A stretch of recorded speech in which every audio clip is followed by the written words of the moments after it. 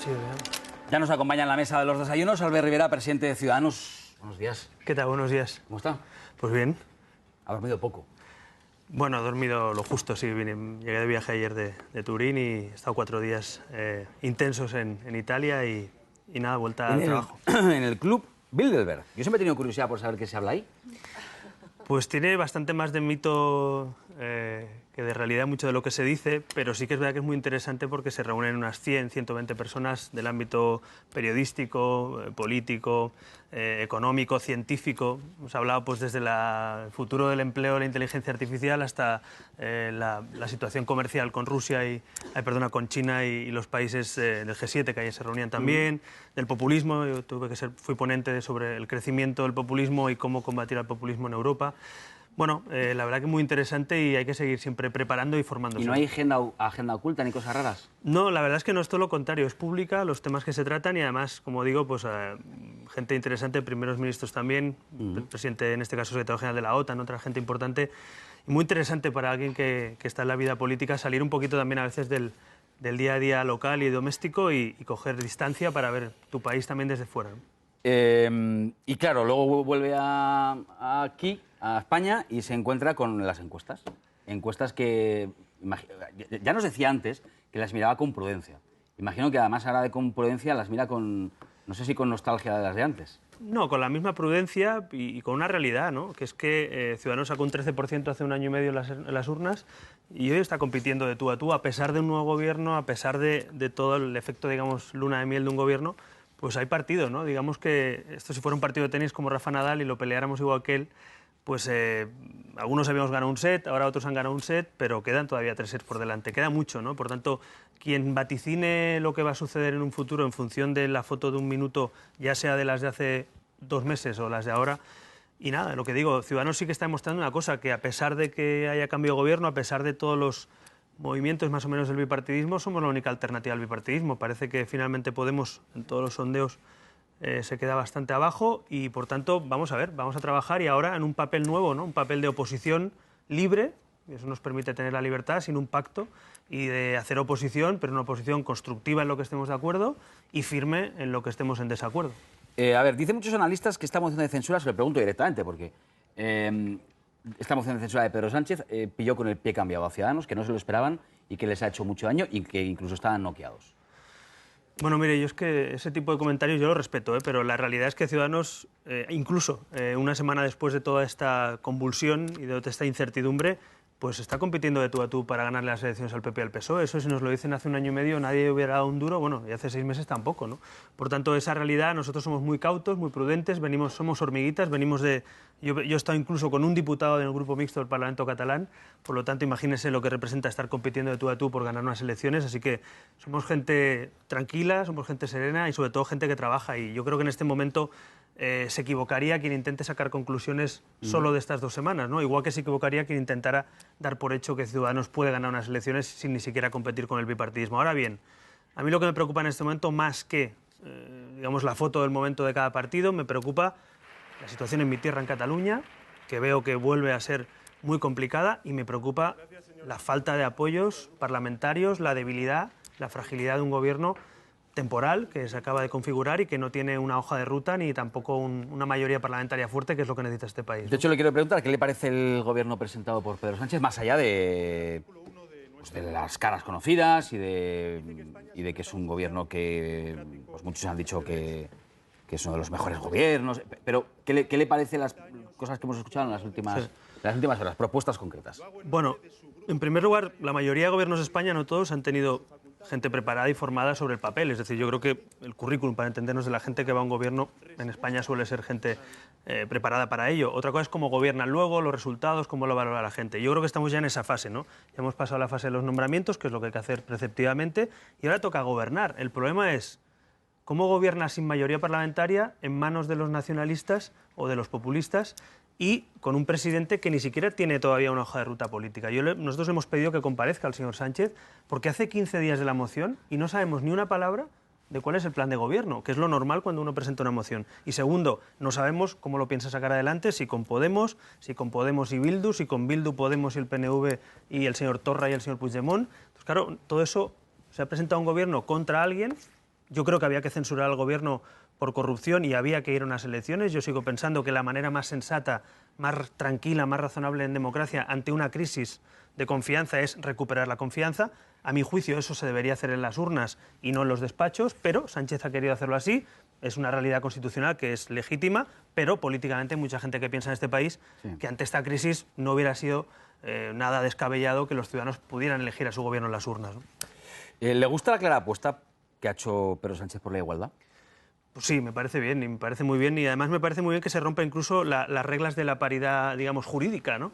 Me parece bien que haya más mujeres que hombres y que no tenga que ser una regla política, sino que la valía de esas mujeres sea el debate en realidad.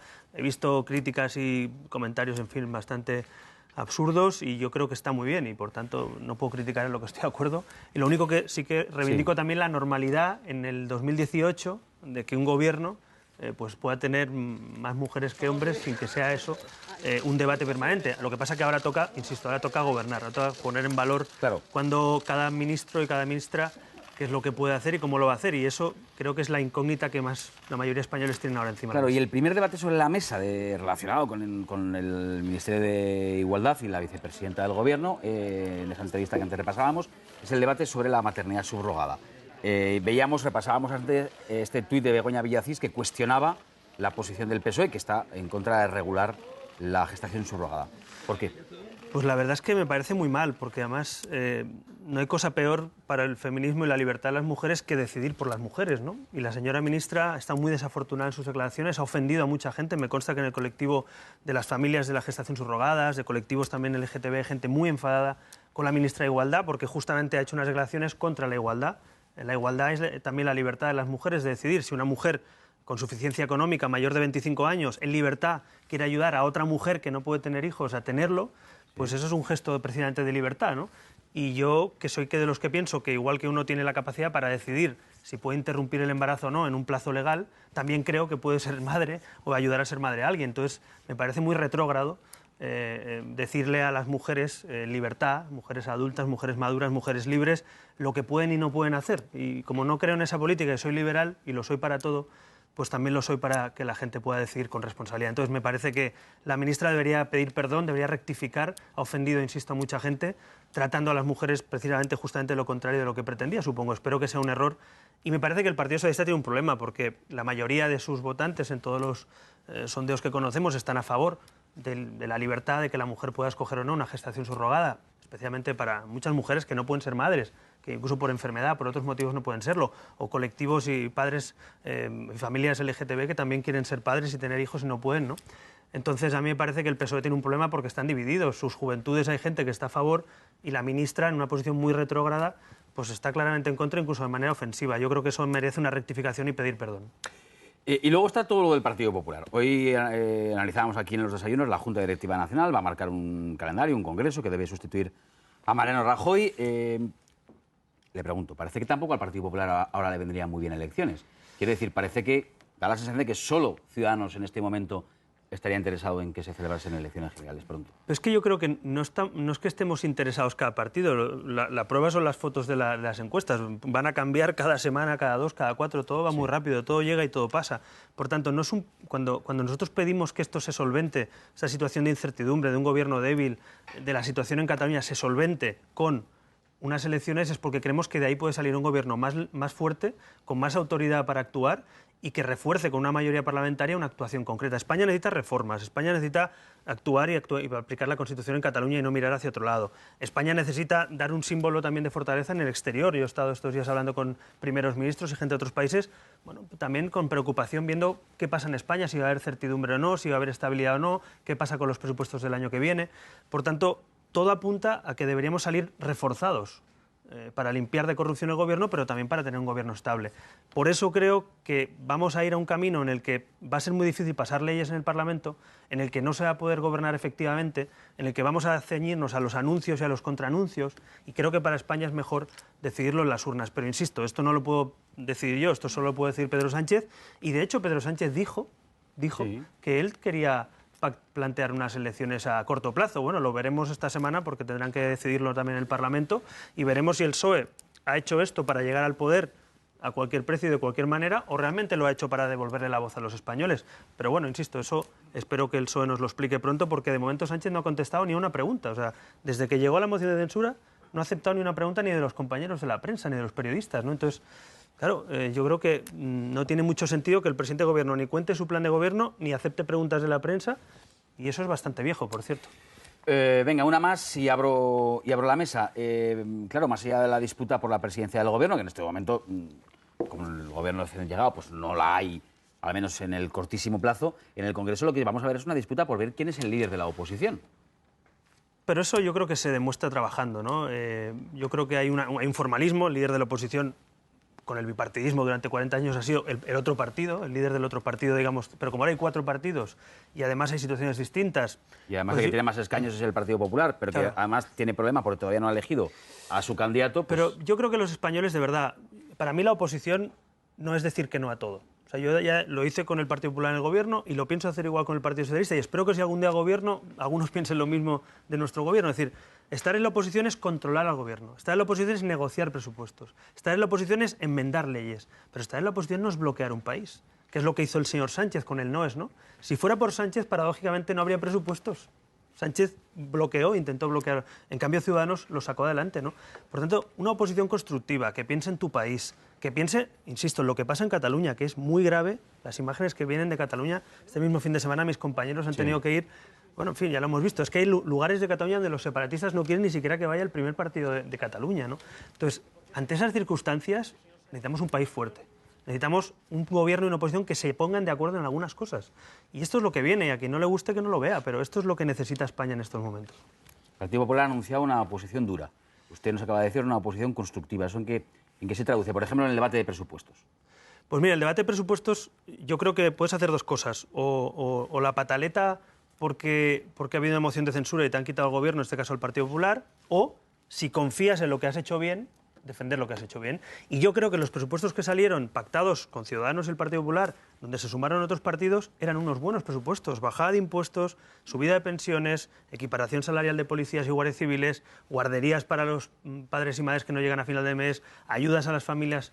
Por tanto, son unos buenos presupuestos. Yo no voy a decir lo contrario porque ahora no tengo un acuerdo con el gobierno. Sánchez dijo que eran unos malos presupuestos y paradójicamente tiene que aplicarlos, porque sabe que son buenos. Y Rajoy y el PP dicen que no, que ahora son malos. No, mire, pues son los mismos, son buenos. Por tanto, pensemos un poquito más en España y pensemos un poquito menos en las siglas. Igual me equivoco, igual los españoles deciden que no, que mejor pensar en las siglas y que hay que volver a las dos Españas, y a los rojos y a los azules, y a oposición dura y a gobierno duro. Pero yo creo que en este momento mi adversario político no son los socialistas ni los conservadores, son los populistas y los nacionalistas. El problema de España hoy no es estar un poquito en el centro izquierda, en el centro o en el centro derecha. Ese no es el problema. El problema de España hoy es cómo hacer frente al reto separatista, cómo hacer frente al populismo, cómo pintar más seguramente en la política internacional y europea, ¿no? Esos son los debates que a mí me gustaría tener en el tiempo que dure esta legislatura, que tampoco sabemos exactamente cuánto será, ¿no? ¿Usted cree que va a ser larga o corta? Breve, que abro la mesa. Pues a mí me gustaría pensar que podemos ponernos de acuerdo en poner fecha. De hecho, es la propuesta que hacemos, ya le avanzo, que esta semana se va a votar esa propuesta y estamos dispuestos a transaccionar con el Gobierno. Es decir, si el PSOE dice, oye, no van a ser en 2 meses, pero acabamos el periodo de sesiones y las hacemos coincidir con las elecciones andaluzas o con las siguientes elecciones, bueno, pues si eso va a permitir que se ejecuten los presupuestos y que haya una salida democrática, pues igual estamos dispuestos a transaccionarlo. Lo que no nos vale es decir, no, aquí vamos a estar cada día a la decisión puramente electoral o no de un gobierno, poniendo en jaque la estabilidad de España. Eso no nos gusta y por eso creo que hay que pactarlo, ¿no? Elsa, adelante.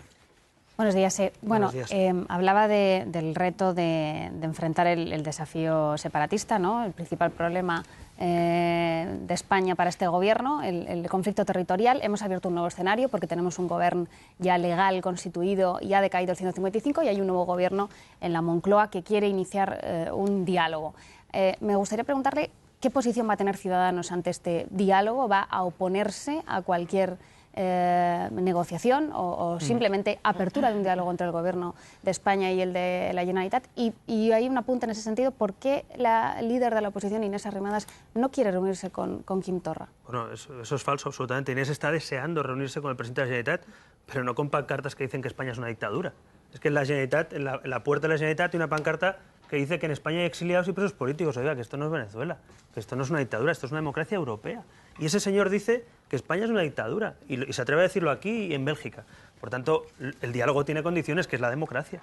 Yo estoy a favor de dialogar dentro de la democracia, pero con señores que dicen que mi país es una dictadura, no puedo hablar nada. Por tanto, está muy bien hecho lo que hizo la líder de la oposición, que por cierto le ganó las elecciones al PDeCAT y le ganó las elecciones a Esquerra, que es Inés Arrimadas. Por tanto, ¿no se puede dialogar con Quim Torra? Ya. Si Quim Torra deja de ser Quim Torra y el racista Torra, igual que decía Sánchez, por cierto, y es un señor que es presidente autonómico, por supuesto, no hay nada que desee más, como entenderá, los que tenemos que sufrir según qué cosas en Cataluña, no hay nada que deseemos más que Cataluña vuelva al cauce constitucional y democrático. Pero de momento, una cosa es lo que nos gustaría y otra es la realidad. Y la realidad es que hoy en Cataluña se acosa a los que piensan distinto. Hoy en Cataluña la señora Artadi dijo ayer que no descartan otro golpe a la democracia. Y eso no lo he dicho yo, lo ha dicho la señora Artadi. El señor Torra tiene una pancarta, insisto, que dice que España es una dictadura en una institución del Estado. En el Parlamento no respetan a la oposición. Ha tenido que dimitir el letrado mayor de la Cámara porque no le hacen ni caso a las advertencias. Están haciendo purga y quieren hacer purga los Mossos d'Esquadra, aquellos que defendieron la Constitución. ¿De verdad la salida de Sánchez es mirar a otro lado y darle más concesiones? ¿De verdad la señora Batet cree que dándole los jueces, como pretende Iceta, y el control de los jueces a Torra, vamos a salir de esta? ¿De verdad se piensan que mirando hacia otro lado, ante los incumplimientos del Estatut y de la Constitución, saldremos de esta? Pues yo creo que es mucho mejor ser realista y saber que este es un reto mayor y mayúsculo y que hay que llegar a acuerdos. Y yo estoy de acuerdo en que el PSOE, Ciudadanos y el PP deberíamos mantener una posición conjunta. Pero, ojo, de momento quien se ha salido de la posición conjunta es el Partido Socialista, que ha decidido, en este caso, que hay que ceder a aquellos que no respetan la democracia. Yo estoy dispuesto a dialogar con quien respeta la democracia. Con quien no la respeta, no puedo dialogar, ¿no? ¿Tendrían que retirar esas pancartas o con esas condiciones para que se pueda abrir un diálogo? Bueno, por supuesto, en primer lugar, volver al Estado autonómico español. Es que el señor Torra no reconoce que él es presidente autonómico. Es que la señora Artadi nos dijo ayer claramente que quiere dar un golpe otra vez a la democracia. La pregunta es, si con los instrumentos que tenían han estado a punto de romper nuestro país, ¿hay que darles más instrumentos? ¿De verdad en la lectura del PSC y de Sánchez es, mire, es que Cataluña no tiene suficientes competencias, tienen que tener menos supervisión y menos control? Yo lo veo al revés. Creo que tienen competencias suficientes y hay que controlar y supervisar más las competencias y el dinero público, por ejemplo, que se ha utilizado para el golpe. Y en eso estoy absolutamente en contra, o digamos en el lugar opuesto al señor Sánchez, que creo que no conoce esa realidad de lo que los constitucionalistas catalanes necesitamos, diría, para Cataluña, ¿no? Bien, adelante. Sí, hablaba usted al principio contándonos ese encuentro internacional que tuvo en Turín acerca de frenar a los populismos. Curiosamente en Italia está gobernando el populismo, sí. Y como primera consecuencia, o como una de las consecuencias, es que no admiten a los inmigrantes. Y tenemos ahora mismo un barco por el Mediterráneo llamado Aquarius con casi 800 personas que nadie lo quiere acoger. ¿Cuál es la posición de ustedes en la cuestión de la inmigración? Y en definitiva, claro, ¿qué pasa con estos populismos que además, curiosamente, como ocurre también en Cataluña, que bajo la apariencia de una supuesta progresía, en realidad estamos ante un planteamiento de extrema derecha, ¿no? Bueno, efectivamente, la Liga Norte, que hoy gobierna Italia, son los socios de toda la vida de Convergencia, son los que estaban siempre con Convergencia y son populistas y, como vemos, también nacionalistas. En este caso, en primer lugar, hay que respetar los convenios internacionales. No se puede, en este caso, dejar en medio del mar a gente que necesita auxilio para salvar su vida. Y eso está en los convenios, eso está en Ginebra, y por tanto todos los países europeos debemos respetarlo. Italia también. Segundo, creo que la Unión Europea ha demostrado con la crisis de los refugiados que hace aguas en materia de inmigración y en materia de refugiados. Y por tanto nos tenemos que tomar esto en serio. Yo soy partidario, no lo escondo, que la competencia sobre inmigración en un futuro tendrá que ser también debatida, acordada, incluso competencia comunitaria si hace falta, porque uno no puede tener reglas de juego distinto para un espacio común. Y entonces yo creo que está pasando justamente eso. Y tercero, creo que precisamente lo que ha pasado en Italia es que el hundimiento, digamos, de los partidos tradicionales, del Partido Democrático, del centro-izquierda, de la Liga Norte, de Forza Italia, que por cierto va en coalición con la Liga Norte de Berlusconi, ese hundimiento ha propiciado que el populismo llegue. ¿Qué tenemos que hacer? Y es lo que explicaba en ese foro también en Bilderberg. Pues lo que tenemos que hacer es reforzar los valores democráticos, comunicar mejor las políticas europeas y las políticas comunes y defender nuestros valores, porque es que al final parece que hay que pedirle perdón a los populistas. Oiga, no, mire, el valor de la solidaridad es mucho mejor que el de la insolidaridad y el valor de la libertad es mucho mejor que el del proteccionismo. Por ejemplo, en el G7 hemos visto otro ejemplo de populismo, este caso Estados Unidos, intentando de alguna manera, evitar el libre comercio. El libre comercio es prosperidad, el libre comercio es libertad y cooperación. El libre comercio nos hace más prósperos, por tanto, no puedo estar más en contra de esas políticas proteccionistas. En definitiva, la Unión Europea debe encargarse, España creo que tiene que ser proactiva, creo que hemos pasado años mirando hacia otro lado en muchos temas como este, y yo estoy a favor, si se producen debates en el Consejo Europeo, en que los países asumamos, igual que ha pasado con las cuotas de refugiados, cómo resolvemos un problema que, por cierto, a España nos toca muy de cerca, que es el Mediterráneo y los dramas que estamos viviendo, ¿no? Entramos a la sección del programa que más me gusta, que se titula 2 preguntas en un minuto, que hoy inaugura Fátima y Leonor. Adelante. Buenos días, señor Rivera. Hablaba Buenos usted días. de la fragilidad del gobierno de Pedro Sánchez, pero es verdad que se ha encontrado con un aliado inesperado por algunos, que es el poder económico. Yo recuerdo, en el Bilderberg del año pasado, usted llevaba en su maleta a Turín, alineados con usted, todo el IBEX, y ese romance parece que se acaba de iniciar con Pedro Sánchez, mensaje de alabanza incluido por parte de Ana Patricia Botín.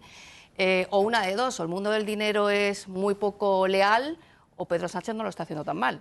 O todos son invenciones y mentiras y algunos se están demostrando ahora, ¿no? Yo digo porque... Por lo menos el mundo de la bolsa no ha reaccionado mal y, Sí. y el apoyo de muchas empresas del IBEX lo ha tenido estos días. A mí me parece fantástico, espero que a partir de ahora todos los que hablaban de Ciudadanos hablen del Partido Socialista en eso, ¿no? Pero, en fin, me parece casi de chiste lo que pasa en este país muchas veces con cosas como esta. La realidad es que los poderes económicos de un país legítimamente quieren estabilidad para su país y los gobiernos y los partidos, cada uno tiene su ideología y su independencia y esto es lo que se está demostrando. Lo que pasa es que no puede ser distinto cuando le pasa al PSOE que cuando le pasa a Ciudadanos, o sea, lo mismo, ¿no?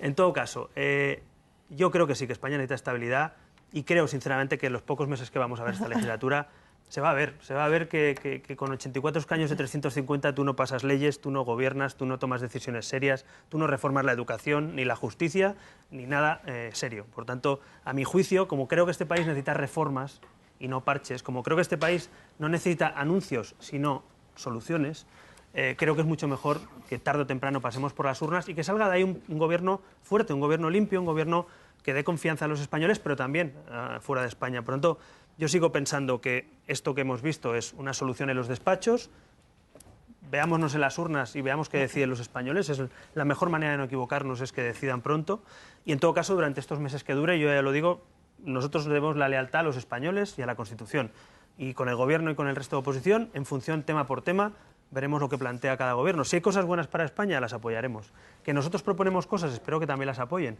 Ya les avanzo que Ciudadanos también va a legislar y también tiene capacidad legislativa y, por tanto, también vamos a proponer leyes y cuestiones donde el Gobierno se tendrá que mojar. Le pongo un ejemplo. Tenemos que escoger al fiscal general del Estado según la situación actual. ¿Ustedes creen que es normal que a media legislatura, con unos meses por delante, cambiemos al fiscal y que lo ponga el Gobierno a dedo? Bueno, Ciudadanos planteó una ley que era que la Fiscalía la escoja por mayoría reforzada del Parlamento. Por tanto, así nos aseguramos que no cambia cada 4 años ni cada 2. Bueno, pues yo le tiendo la mano al señor Sánchez y que demuestre si quiere nombrar a los fiscales generales a dedo o si lo hacemos por mayoría reforzada. La señora Dolores Delgado me consta, por sus declaraciones, que está a favor de ese modelo. El PSOE está en contra. Bueno, pues vamos a ver quién gana. Pero en todo caso yo le propongo al señor Sánchez que el próximo fiscal general del Estado, que es muy importante para este país, lo nombre por mayoría reforzada el Parlamento. Si hacemos esa ley express y la hacemos rápida, el siguiente fiscal general del Estado no lo escogerá el presidente del Hablando Gobierno. de Express, la pregunta más rápida de la historia la va a hacer Leonor, con respuesta incluida, porque estamos fuera de tiempo. Adelante, Leonor. La semana pasada José María Aznar se ofreció a reconstruir el centro-derecha. ¿Ciudadanos acepta esa oferta? Bueno, eso pregúntenselo a su partido, que bastante lío tienen como para que me meta yo en su partido. Yo creo que el PP tiene un Pero problema... dijo que no era su partido ya. Bueno, pregúntele al Partido Popular y a todos los líos que tienen ahí. Nosotros vamos a trabajar, a caminar, a construir un espacio de centro político, que es lo que hace falta en este país, una mayoría que se una en torno a unos valores constitucionales. Ese es nuestro proyecto. Que el partido a nuestra derecha o a nuestra izquierda tengan sus dilemas no es nuestro problema. Y además sería muy poco elegante por mi parte meterme en un debate de otro partido que bastante tienen con la corrupción y con la sucesión. Ahí lo dejamos. Esa cámara ya se lo conoce. Se acerca ahí a su posición y ahí veremos la firma ¿Es el enseguida. Roland Garros o no? Hoy es el día para firmar, ¿eh? Albert Rivera, presidente de Ciudadanos, gracias por haber venido a desayunar con nosotros, recién llegado del Gracias. Club Bilderberg, que algún día nos contará todo lo que se cuece ahí en el Club Ya le he Bilderberg. contado, ya le he contado. Nos vamos con, gracias a los...